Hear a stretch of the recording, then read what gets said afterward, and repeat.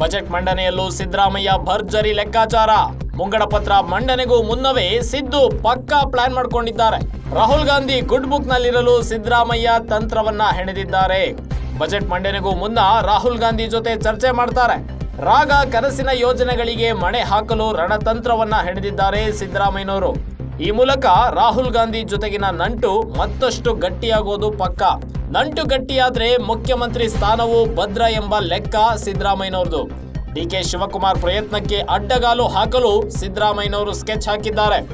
ರಾಹುಲ್ ಗಾಂಧಿ ಭೇಟಿಗೂ ಸಮಯ ಕೇಳಿರೋ ಸಿಎಂ ಸಿದ್ದರಾಮಯ್ಯನವರು. ದಾಖಲೆ ರಾಮಯ್ಯ ಎಂಬ ಹೆಸರಿನಲ್ಲಿ ಇದೀಗ ಸಿದ್ದರಾಮಯ್ಯನವರು ಇತಿಹಾಸವನ್ನ ನಿರ್ಮಿಸಿದ್ದಾರೆ. ಆದ್ರೆ ಯಾವುದೇ ಸಮಾರಂಭ ಕಾರ್ಯಕ್ರಮ ಇಲ್ಲದೆ ತಮ್ಮ ಕೆಲಸದಲ್ಲಿ ತಾವಿದ್ದಾರೆ. ಬಜೆಟ್ ಮಂಡನೆಯಲ್ಲಿ ಈಗ ಸಿದ್ದರಾಮಯ್ಯನವರು ಲೆಕ್ಕಾಚಾರ ಶುರು ಮಾಡಿಕೊಂಡಿದ್ದಾರೆ. ತಮ್ಮ ಐತಿಹಾಸಿಕ 17ನೇ ಬಜೆಟ್ ಮಂಡನೆಗೆ ಈಗಾಗಲೇ ಅಧಿಕಾರಿಗಳೊಂದಿಗೆ ಸಭೆಯನ್ನ ಶುರು ಮಾಡಿದ್ದಾರೆ.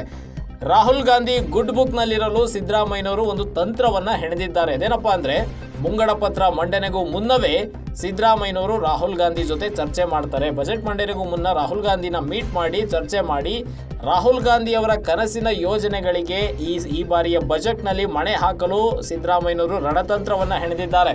ಈ ಮೂಲಕ ರಾಹುಲ್ ಗಾಂಧಿ ಜೊತೆಗಿನ ನಂಟನ್ನ ಮತ್ತಷ್ಟು ಗಟ್ಟಿಗೊಳಿಸಿಕೊಳ್ಳುವ ತಂತ್ರಕ್ಕೆ ಸಿದ್ದರಾಮಯ್ಯನವರು ಮುಂದಾಗಿದ್ದಾರೆ. ಇಲ್ಲಿ ನಂಟು ಗಟ್ಟಿಯಾದ್ರೆ ಮುಖ್ಯಮಂತ್ರಿ ಸ್ಥಾನವು ಭದ್ರ ಎಂಬ ಲೆಕ್ಕಾಚಾರ ಸಿದ್ದರಾಮಯ್ಯನವರದು. ಅದರಂತೆ ರಾಹುಲ್ ಗಾಂಧಿ ಅವರನ್ನ ಭೇಟಿ ಮಾಡಿ ಅವರ ಏನು ಕನಸಿನ ಯೋಜನೆಗಳು ಯಾವ್ಯಾವಿದ್ದವೋ ಅವನ್ನ ಕರ್ನಾಟಕದಲ್ಲಿ ಇಂಪ್ಲಿಮೆಂಟ್ ಮಾಡೋ ಮೂಲಕ ರಾಹುಲ್ ಗಾಂಧಿ ಮತ್ತಷ್ಟು ಹತ್ರ ಆಗೋದಕ್ಕೆ ಸಿದ್ದರಾಮಯ್ಯನವರು ಈ ಒಂದು ರಣತಂತ್ರವನ್ನ ಹೆಣೆದಿದ್ದಾರೆ. ಡಿಕೆ ಶಿವಕುಮಾರ್ ಸಿಎಂ ಆಗೋ ಪ್ರಯತ್ನ ಏನಿದೆಯಲ್ಲ ಅದಕ್ಕೆ ಅಡ್ಡಗಾಲು ಹಾಕೋದಕ್ಕೆ ಇದು ಒಂದು ಸೂಕ್ತ ಸಮಯ ಅಂತಾನೆ ಹೇಳ್ಬೋದು. ರಾಹುಲ್ ಗಾಂಧಿ ಈಗಾಗಲೇ ಭೇಟಿಗೂ ಕೂಡ ಸಿಎಂ ಸಿದ್ದರಾಮಯ್ಯನವರು ಟೈಮ್ ಅನ್ನ ಕೇಳಿದ್ದಾರೆ.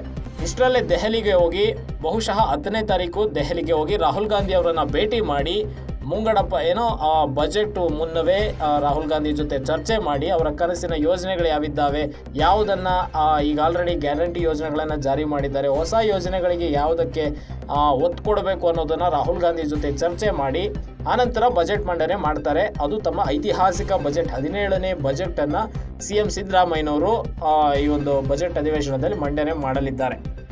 ಸಂಪೂರ್ಣ ನ್ಯೂಸ್, ನಮ್ಮ ನಡಿಗೆ ವಾಸ್ತವದ ಕಡೆಗೆ. ಇದು ನಿಮ್ಮ ಧ್ವನಿ.